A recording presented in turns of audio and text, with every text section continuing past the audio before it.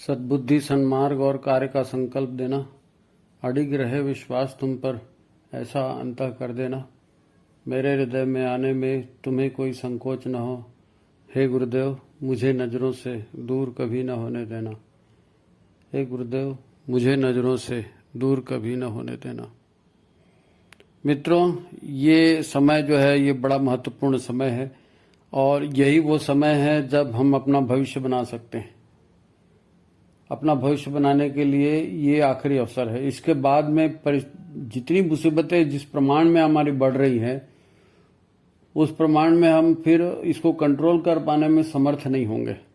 आज भी हमारी दशा बड़ी खराब है ना। लोग कहते हैं हमें मरने को फुर्सत नहीं है, हमें टाइम नहीं है, आज हम ऐसा करेंगे तो हमारा काम कौन करेगा।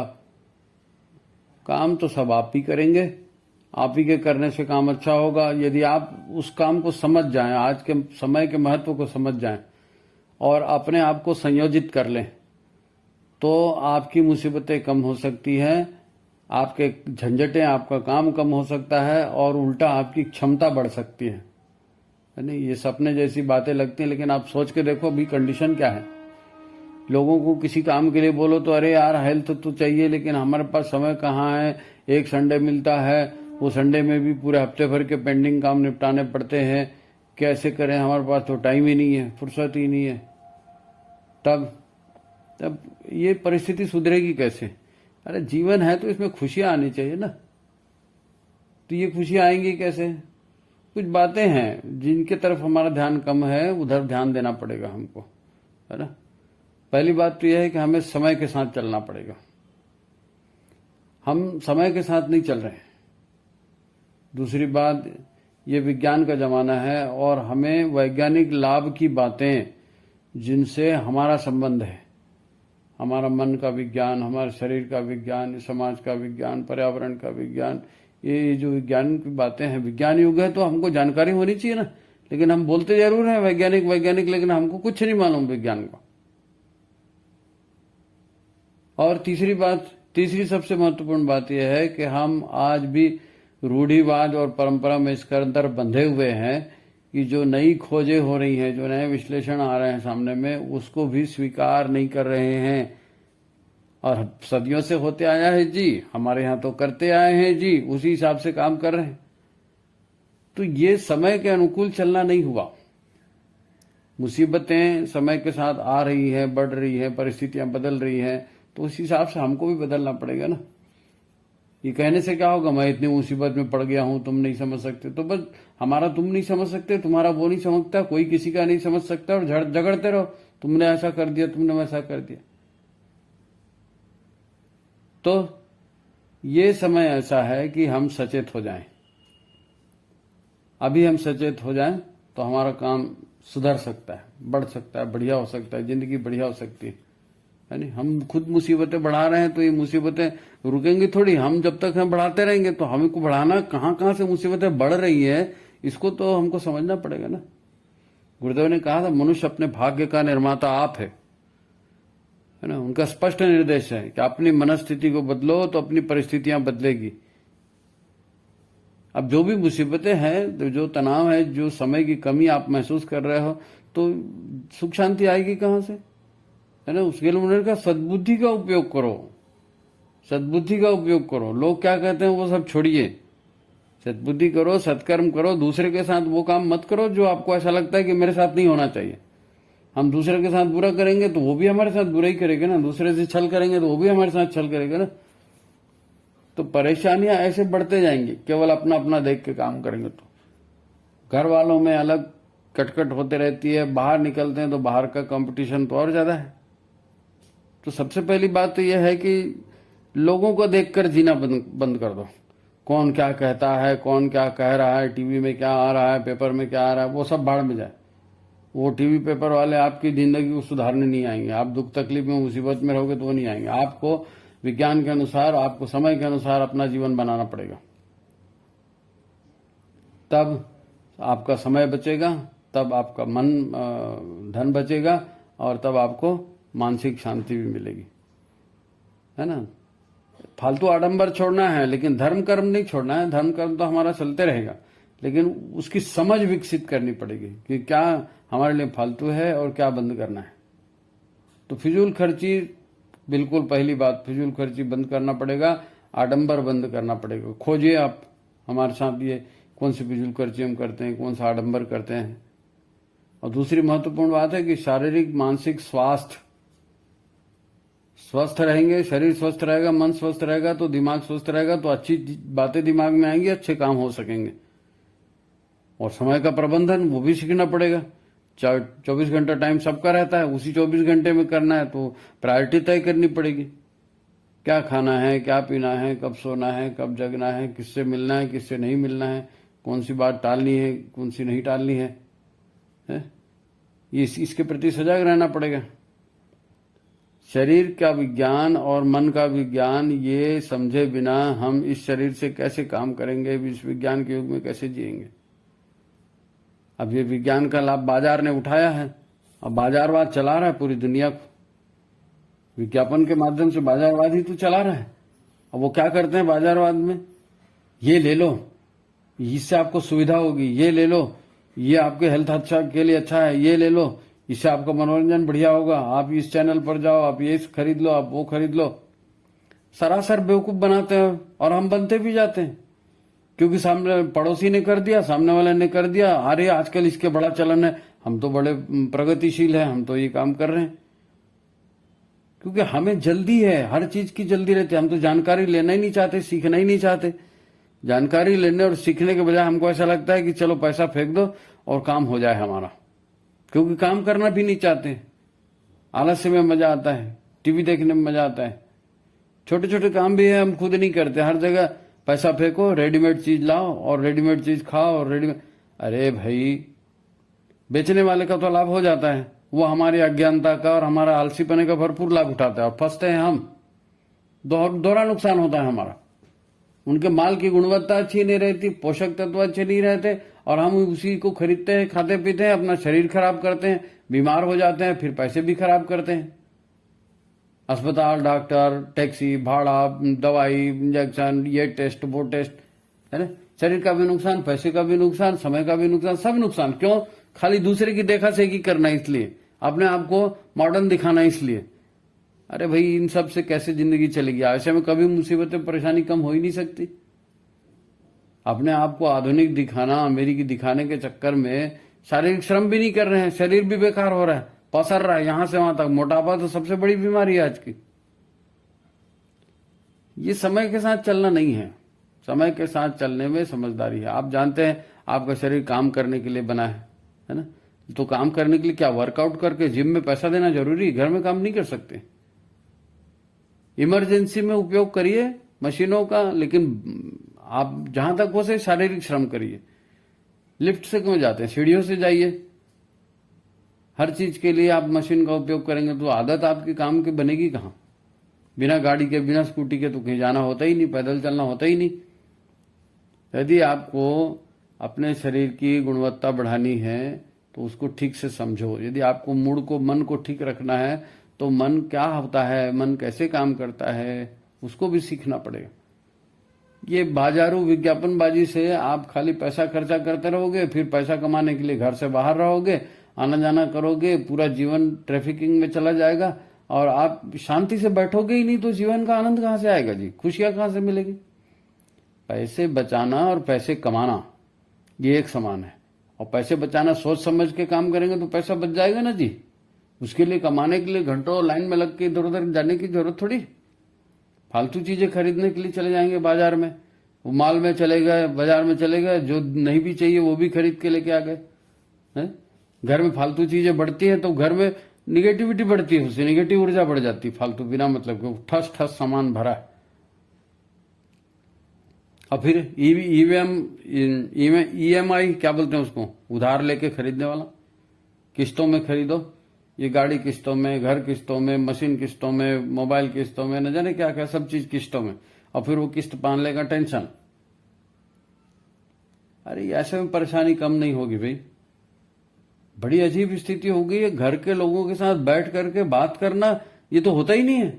आप घर वालों के साथ बैठ के प्लान बनाइए, जो आपकी आय है, जो आपका बजट है, उसके हिसाब से सोच समझ के चलिए। एक दूसरे की दुख तकलीफ आपको समझ में नहीं आएगी तो घर में सुख शांति नहीं होगी, कभी नहीं हो सकती। अब बैठेंगे एक दूसरे की बात सुनेंगे तब तो तकलीफ दूर होगी। तो हम तो घर में बैठना होता ही नहीं है, तो डाउट बढ़ते हैं, शंका, संशय, है नहीं, कंफ्यूजन, ये सब क्या है? ये सब घर घर में यही होता है। वास्तव में कोई किसी का दुश्मन थोड़ी है घर में, लेकिन तेरी मेरी बात हो गई, अटक गई बात, हो गया, दुश्मन निकल गया। तो अभी समय है, अभी हमको इन सब छोटी छोटी चीजों को ध्यान दे करके अपने आप को बचा लेना चाहिए। और तीसरी एक और महत्वपूर्ण बात, समय के साथ चलना, वैज्ञानिकता को समझना। इसके अलावा तीसरी बात है वो अपने शरीर से संबंधित है। और आज सबसे ज्यादा बीमार जो परेशानियों का दौर है, शुगर हो गया, डायबिटीज हो गया, अर्थराइटिस हो गया, और तुम्हारा किडनी का प्रॉब्लम हो गया, स्किन का प्रॉब्लम हो गया, यूट्रस का प्रॉब्लम हो गया, दिमाग का प्रॉब्लम हो गया, एंग्जाइटी हो गई, ये सारी चीजें, इन सब का जड़ क्या है? पेट। अब हमको इतना भी नहीं मालूम कि पेट में किस तरह का भोजन जाना चाहिए। हमारा पेट पके हुए भोजन के लिए नहीं है, मांस खाने के लिए नहीं है, वो तो ठीक है, पके हुए भोजन के लिए भी नहीं है। पके हुए भोजन और कच्चे भोजन, आपने देखा होगा, फलाहार और रसाहार कीजिए, हर बीमारी दूर होती। तो कैसे दूर होती? कभी पढ़ने की, कभी जानने की कोशिश करी? हमारा शरीर इसोफेगस से लेकर के एनस तक ये 22 फीट लंबा आंत है पूरी, और इसमें कितने बैक्टीरिया हैं? वैज्ञानिक बताते हैं 1 किलो 400 ग्राम के लगभग बैक्टीरिया होता है, कई प्रकार के बैक्टीरिया। वो कई प्रकार के एंजाइम बनाते हैं, कई प्रकार के भोजनों को तोड़ के उसको पचाने का काम करते हैं, मल को आगे सरकाने का काम करते हैं। अब आप जब पका हुआ भोजन खाते हैं, मांस खाते हैं, मशीन का बना हुआ खाते हैं, फास्ट फूड खाते हैं, ये ना, तो ये क्या होता है? ये आप उसमें लिखा रहता है इतना प्रोटीन, इतना कैलोरी, इतना नमक, इतना ये, इतना शुगर, इतना तेल, इतना फैट। तो वो जाता भी है शरीर में, और शरीर में अगर पच गया तो पूरा का पूरा ब्लड ट्रांसमिशन में चला जाता है, जितना पच गया। आप ओवर खा रहे हैं, नहीं पच रहा है, कॉन्स्टिपेशन हो रहा है या दस्त हो रहा है तो अलग बात है, लेकिन आप रेगुलर खा रहे हो, सीमित मात्रा में भी खा रहे हो, और पका हुआ भोजन है, तो पका हुआ भोजन जो है वो जब बैक्टीरियाओं के चक्कर में उनके पाचन में आता है ना, तो पूरा का पूरा फिर अवशोषित हो जाता है। और ये अवशोषित हुआ भोजन इस चूंकि लिमिट से ज्यादा होता है, स्वाद के चक्कर में लिमिट से ज्यादा खाया जाता है। पहले के लोग ज्यादा खाते थे तो मेहनत भी करते थे तो हजम भी हो जाता था ना। तो अभी खाया हुआ भोजन और हमारी जो कैलोरी खर्च हो रही है, इसका बैलेंस बिगड़ गया ना। तो इसका बैलेंस बिगड़ने से जितना भी आप पका हुआ भोजन खा रहे हैं पूरा का पूरा हजम हो रहा है। अब हजम होकर अंदर चला गया, शरीर में ज्यादा तो एब्जॉर्ब नहीं कर सकता ना, शरीर को तो उतनी जरूरत है, जितना जरूरत है उतना ही लेगा वो। तो फिर चर्बी जमा हो रही है, तो फिर किडनी स्टोन बन रहा है, सिस्ट बन रहा है, ट्यूमर बन रहा है, नहीं मालूम क्या क्या हो रहा है।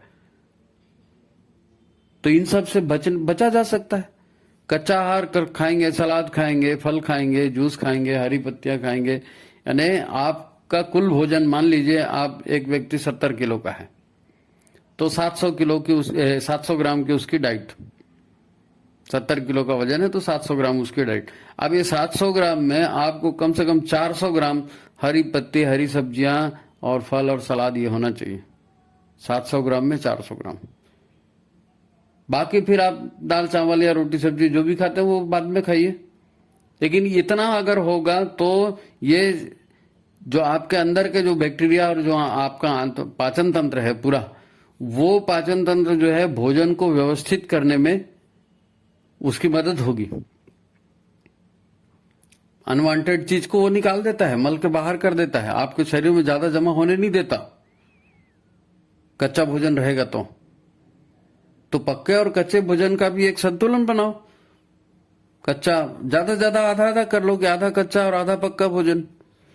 अगर ऐसा नहीं कर रहे हैं तो उसके परिणाम फिर दिख रहे हैं। तो आप इतनी मेहनत करके कमा रहे हैं और वो पैसा आप बैलेंस बना के देखिए ना, आपको पैसा कितना जाता है। शोबाजी में कितना पैसा जाता है, लड़ाई झगड़े में कितना पैसा जाता है, फैशनबाजी में कितना पैसा जाता है, फिजूल खर्ची में कितना पैसा जाता है। और ये तो अभी की बात है। अगर ये ऐसे ही शरीर चलता रहा तो 40-50 साल के बाद में जब शरीर ढलान पर जाएगा तो फिर खर्चे कितने बढ़ते जाएंगे। और इंश्योरेंस उसकी समस्या का समाधान नहीं है। बीमार तो पड़ोगे ही ना, अस्पताल में तो जाओगे ही ना, खटिया पे तो पड़े ही रहना पड़ेगा, टेस्ट तो कराओगे, ऑपरेशन तो कराओगे, तो वो क्या तकलीफें नहीं है क्या? तो दिमाग वाली बात यही है कि भविष्य में ये तकलीफें आने वाली हैं। जब आप देख रहे हो कि डायबिटीज लगातार बढ़ रहा है, जब आप देख रहे हो कि हार्ट अटैक लगातार बढ़ रहे हैं, जब आप देख रहे हो कि लोगों का हार्मोनिक इम्बैलेंस लगातार हो रहा है, टेंशन लगातार बढ़ रहा है, तो बच जाओ ना। पहले अभी स्वस्थ शरीर है, इसी यहीं से कंट्रोल करना शुरू करो। Prevention is better than cure. Prevent करिए अपने आप को, कच्चा खाइए, उपवास करिए। गुरुदेव ने कहा था खाना तभी खाना है जब तक कड़ी भूख ना लगे। और कड़ी भूख ना लगे उसका मतलब क्या है? अभी तो भूख लगती ही नहीं, समय हो गया इसलिए खा लिया, समय हो गया इसलिए चाय पी लिया, समय हो गया इसलिए नाश्ता खा लिया। किसी से पूछो, सुबह चाय पीते हैं, फिर उसके बाद नाश्ता करते हैं, फिर उसके बाद खाना खाते हैं, फिर उसके बाद टिफिन लेके जाते हैं, फिर वहां चाय पीते हैं, फिर एक बार शाम को चाय पीते हैं, फिर घर में आते हैं, फिर फ्रेश होते हैं, फिर नाश्ता करते हैं, फिर रात को खाना खाते हैं। क्या है ये? क्या है ये? पूरे पाचन तंत्र की ऐसी तैसी। और फिर हर बार यहां से वहां तक कोई कच्चा भोजन खाता है क्या? पूरा यहां से वहां तक पका भोजन है। फिर हर किसी को एसिडिटी है, फिर हर किसी को गैस की प्रॉब्लम है, फिर अब वो सारे रटे रटा है कि एक आदमी को पूछ लो क्या प्रॉब्लम है, वो सभी को वही प्रॉब्लम, क्योंकि सब वैसी खा रहे हैं, वैसी चीज है। सारी रिफाइंड वस्तुएं, सारी बाजार की वस्तुएं, सारी विज्ञापन की वस्तुएं, उनका धंधा चल रहा है, हम सड़ रहे। तो ये आगे और बढ़ेगा। ये जो फूड प्रोसेसिंग आ गई है ना, सिस्टम आ गया फूड प्रोसेसिंग का, रेडीमेड का। एक कॉल करो पिज्जा हाजिर, एक कॉल करो डोसा हाजिर, एक कॉल करो फलाना हाजिर, घर में लाके देता है, नो डिलीवरी चार्ज। अरे डिलीवरी चार्ज है कि नहीं है, लेकिन तेरे अंदर वो जाके क्या गड़बड़ कर रहा है उसको कौन देखेगा? वो तो तुमको खुद ही देखना पड़ेगा। हम शरीर को स्वस्थ रखें, हम मन को स्वस्थ रखें, हम प्रसन्न रहें। अगर हम ईमानदारी से इसकी कोशिश करें तो शरीर को ठीक रखने से इसकी शुरुआत करनी पड़ेगी। स्वस्थ शरीर, स्वच्छ मन, अपना सभ्य समाज बनाएंगे। अभी उसके तौर तरीके मालूम नहीं है, एक ही तरीका मालूम है कि पैसा कमाओ। हर चीज के लिए पैसा लगता है तो पैसा कमाओ, हर चीज के लिए पैसा लगता है तो पैसा कमाओ। उस पैसे के चक्कर में घरेलू रिलेशन भी खराब, समाज के भी रिलेशन खराब, पढ़ने लिखने को भी समय नहीं, आगे बढ़ने को भी समय नहीं। तो ऐसे में जिंदगी कैसे चलेगी?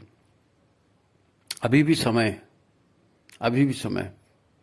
पाचन को ठीक रखें, शरीर को स्वस्थ रखें, उसी से हमारा भविष्य बनेगा। अभी समय है, देखिए कर सकते हैं तो बचा लीजिए।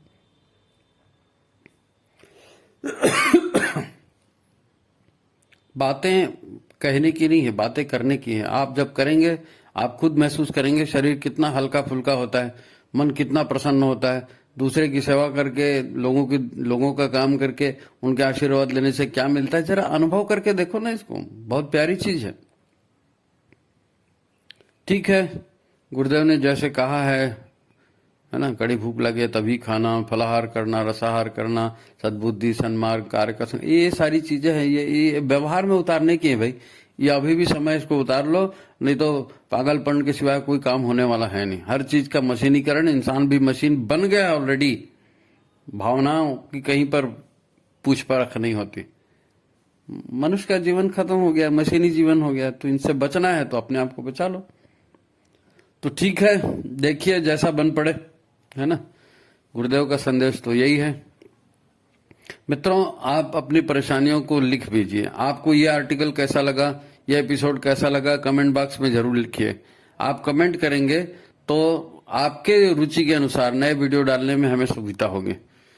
तो जिन लोगों ने सब्सक्राइब नहीं किया वो सब्सक्राइब करें, लाइक करें, शेयर करें।